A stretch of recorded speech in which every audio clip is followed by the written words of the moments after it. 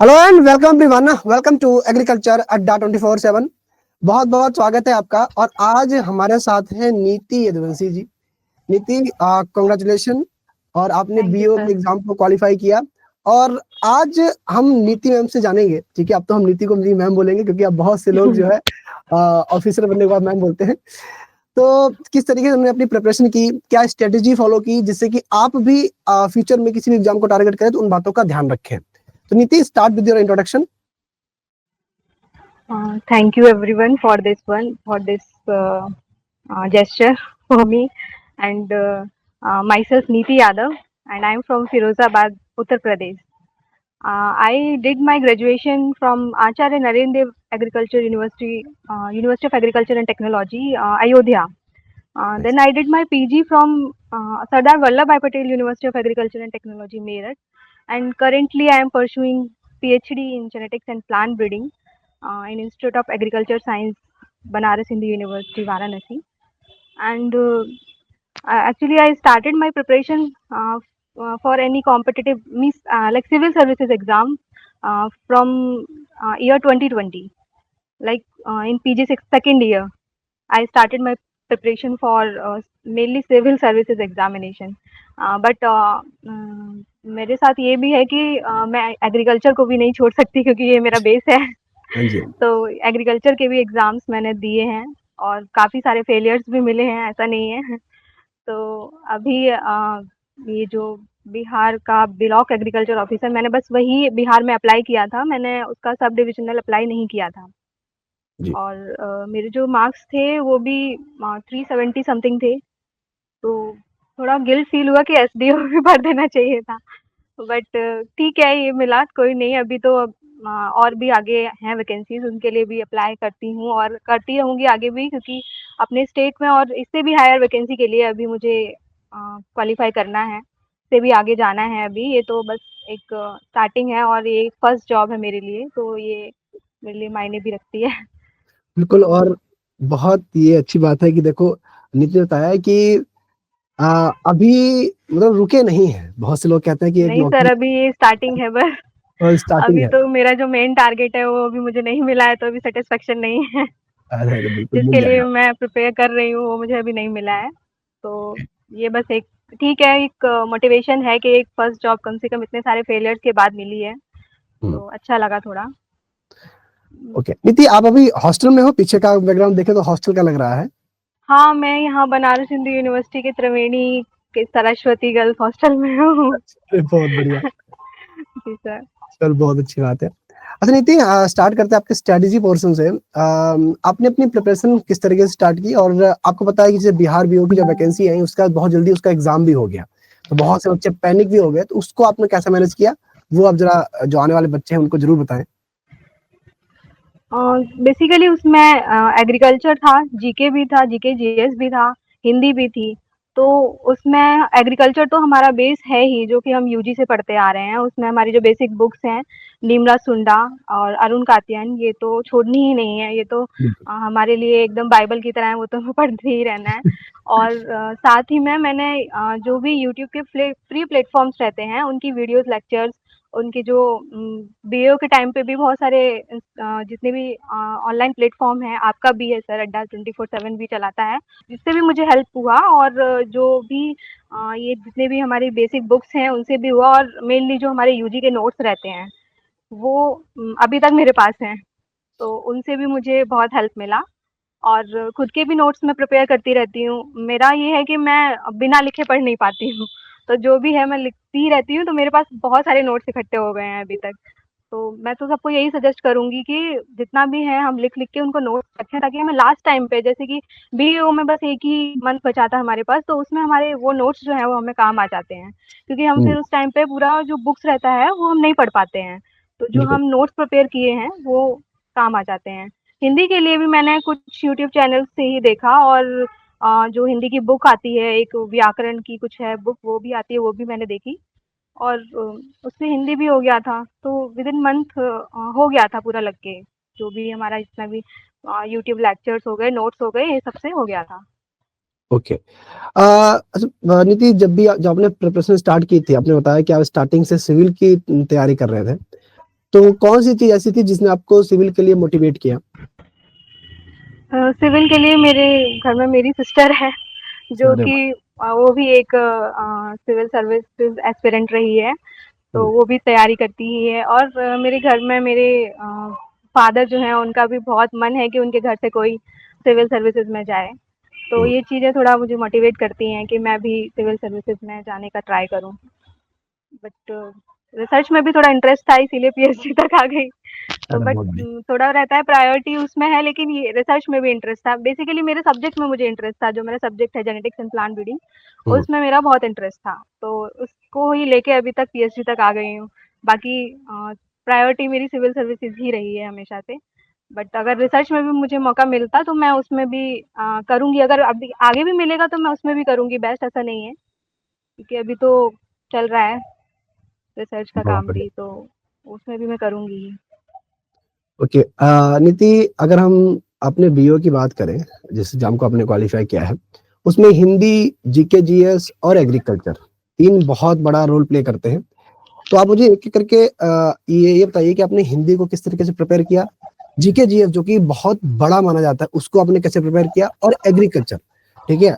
और एग्रीकल्चर जो major subject था बीओ में एग्रोनॉमी, उसको आपने किस तरीके से प्रिपेयर किया? वो ज़रा आप शेयर करिए अच्छे से।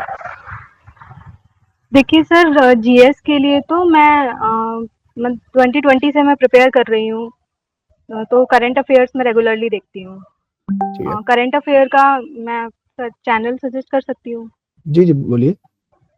जो एक स्टडी लवर वीर सर हैं, उनका चैनल मैं 2020 से रेगुलर देखती आ रही हूँ, तो उसकी मुझे एक हैबिट हो गई है। तो ओके। मतलब मैं उसको रोज़ फ़ॉलो करती हूँ, तो वो हुँ, करंट अफेयर मुझे बहुत हेल्प किया बीएओ में।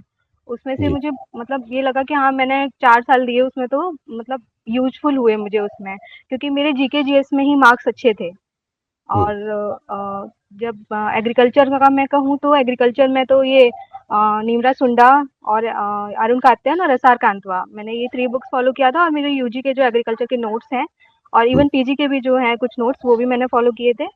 और हिंदी के लिए मैंने वही यूट्यूब में कुछ फ्री प्लेटफ़ॉर्म वीडियोज़ पड़े हुए हैं, कुछ चैनल्स में। और आपने भी जो हिंदी के लिए स्टार्ट किया था, अड्डा 24/7 में भी बीएओ में जो स्टार्ट हुआ था, वो भी मैंने देखा था। जी, और कुछ एमसीक्यूज़ आपने स्टार्ट किए थे, एमसीक्यू वीडियोज़, वो जी, सारे जी। मैंने देखे थे। और कुछ एक बुक्स थी, वो जो मतलब बेसिकली आरओ के लिए जो हिंदी पढ़ते हैं, हुँ, वो हुँ, मेरे नोट्स कुछ रखे हुए थे, तो मैंने उनसे पढ़ा। और बस यही सब से हो गया था हिंदी के लिए तो, क्योंकि हिंदी में ओके, इतना टफ नहीं पूछा था बीएओ में, नॉर्मल नॉर्मल क्वेश्चंस पूछे हुए थे, तो वो हो गए थे। बहुत बढ़िया। बेसिकली अगर हम इंटरव्यू की बात करें, तो इंटरव्यू में किस तरीके से क्वेश्चन पूछे गए थे? और उस इंटरव्यू में क्या आपका जो मेजर कोर नॉलेज एग्रीकल्चर का वो ज़्यादा काम आता है या पर्सनैलिटी डेवलपमेंट ज़्यादा काम आता है? आपका एक्सपीरियंस रहा है तो वो ज़रूर बच्चों से शेयर करिए। सर मैं तो कहूँगी दोनों ही काम आता है, पर्सनैलिटी हुँ, भी वो लोग देखते हैं, हुँ, और सब्जेक्ट से भी वो पूछ ही रहे थे। और जब मैंने अपनी उन्होंने मुझसे पूछा कि अभी करेंटली क्या कर रहे हो, तो मैंने बताया उनको कि मैं अभी पीएचडी कर रही हूँ। उन्होंने सब्जेक्ट भी पूछा, तो मैंने बताया। तो उन्होंने मेरे सब्जेक्ट से ही बेसिकली मुझसे क्वेश्चंस किए थे। ओके, तो सब्जेक्ट से तो मैं सब्जेक्ट में तो मतलब जो भी क्वेश्चंस उन्होंने किए थे, तो नॉर्मल क्वेश्चन थे, वो मैं बता ही दी थी उनको। और बाकी जो कुछ करंट से भी उन्होंने कुछ क्वेश्चंस किए थे, कुछ इंस्टीट्यूट के नेम भी पूछे थे उन्होंने, तो वो भी मैंने बता दिए थे। और बस यही सारा कुछ पूछा था। हाँ, कुछ करंट से 1-2 जो अभी अपॉइंट हुए थे कुछ लोग, जैसे कि आईसीआर के डीजी हो गए, ये सारे कुछ एग्रीकल्चर मिनिस्टर अभी फिलहाल में जो अपॉइंट हुए थे, वो उन्होंने पूछा था। अ, और यही सारे क्वेश्चंस बस पूछे थे, मतलब मेनली मुझे मेरे सब्जेक्ट से ही पूछे थे। और ओके, कुछ करंट से रिलेटेड पूछे थे, और बाकी जनरल एग्रीकल्चर से 1-2 क्वेश्चंस थे, और जो हाँ न्यू स्कीम्स जो थी वहाँ बिहार से रिलेटेड, उनके रिलेटेड भी पूछा था मुझसे। ठीक है। तो बेसिकली जो हिंदी, जीके, जी और एग्रीकल्चर को अगर मैं समराइज़ करूँ, तो आपके ग्रेजुएशन का नॉलेज बहुत काम आता है, उसके खुद के बनाए हुए नोट्स बहुत अधिक काम आते बहुत हैं। तो बहुत काम जितने आते हैं बच्चे सर, हैं भैया बिल्कुल। नोट्स बनाना स्टार्ट करो, ये ज़्यादा जो वो नहीं, कभी-कभी हम लोग कहते हैं कि लास्ट मिनट नोट्स के चक्कर में रहते हैं, वो मत रहो, ठीक है? अपने खुद के नोट्स बनाओ, खुद की हैंडराइटिंग में, और वो आपको लास्ट मिनट के लिए सबसे ज़्यादा काम आएँगे। जैसे कि बीओ में हुआ कम टाइम मिला, ऐसे किसी और वैकेंसी में भी आपको कम टाइम मिलेगा, तो कम टाइम में सिर्फ खुद के नोट्स रिवाइज़ किए जा सकते हैं। ओके, जैसा कि बिल्कुल। अभी नीति ने भी यही सेम काम किया। तो नीति सबसे इवन पहले जो आप सर हम लोग सर टेस्ट सीरीज भी देते हैं ना, उसमें जो हम टेस्ट लगाते हैं, हमें उनके भी नोट्स प्रिपेयर करने चाहिए। सारे एनालिसिस करके उनको जो हम जब हम देते हैं तो हम थोड़ा स्ट्रेस भी हो जाते हैं कि हमारे मार्क्स कम आ रहे हैं। तो लेकिन उनको हमको कम से कम एक टेस्ट को 2-3 बार उसको एनालिसिस करके उसके नोट्स बनाने चाहिए ताकि हम उनको बाद में रिवाइज़ कर सकें, क्योंकि वो बहुत ज़्यादा काम आते हैं। बिल्कुल। जी, बिल्कुल। नीति, जब आपका रिज़ल्ट आ गया, हाँ, ठीक है, आपने रिज़ल्ट को देखा, सबसे पहले आपने किसको कॉल लगाया? ये मैं सब हर एक बच्चे से पूछ रहा हूँ। सबसे पहले मैंने अपने मम्मी-पापा को फ़ोन लगाया। तो क्या रिएक्शन था उनका? रोने लगे थे लिटरली।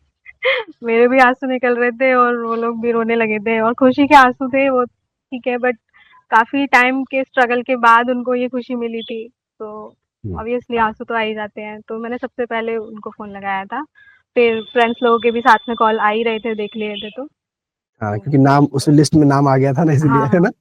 बहुत हाँ, तो कुछ कॉल्स, मैसेज फ्रेंड्स लोगों के भी आ रहे थे। इवन मेरे जो एडवाइज़र हैं, वो भी मुझे फ़ोन किए। तो अच्छा। सबसे ज़्यादा खुशी मुझे जब हुई, जब मेरे एडवाइज़र जो फ़ोन किए, तो उससे भी मुझे खुशी हुई। सबसे पहले मैंने अपने मम्मी-पापा को लगाया था, ऑब्वियसली सभी लोग यही करते होंगे, सबसे पहले अपने मम्मी-पापा को ही लगाएँगे, क्योंकि कि पेरेंट्स तो फर्स्ट हैं।